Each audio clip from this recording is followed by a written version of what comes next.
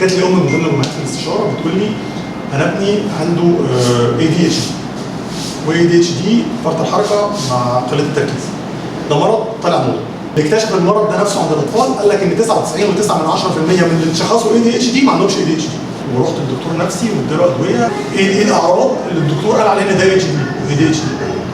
فقالت لي ابني لما بيجي ما بيقعدش على طول بيتحرك ماشي، ولما بندهله ما بيردش عليا ماشي، خلاص ده كده اعراض. حضرتك عايز ابنك يعمل ايه؟ طفل عنده طاقه، حضرتك معاه في البيت كابتن عايز اعمل ايه؟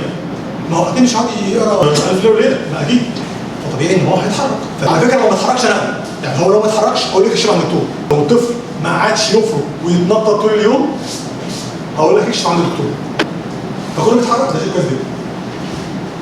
كله ما بيركزش. قلت لها حضرتك لو شغلتي له فيلم كرتون هو بيحبه في التلفزيون مركز معاه مش مركز؟ بيركز جدا، بيركز جدا.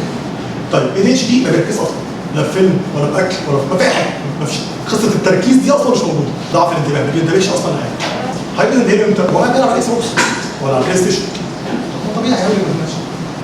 فقلت لها هو كل الموضوع ان حضرتك استسهلتي وحضرتك مش فاضيه، وكل ما يجي يزن معاكي عشان يقعد يتكلم معاكي حضرتك تقولي له هيلعب في الاكس بوكس او في البلاي ستيشن او هيلعب على الموبايل، فاستسهلتي. فالولد طلع مرتبط بالبلاي ستيشن او الاكس بوكس، فلما تندهي له وهو قاعد عليها خلاص مش هرد عليه. فقالت لي طب اعمل ايه؟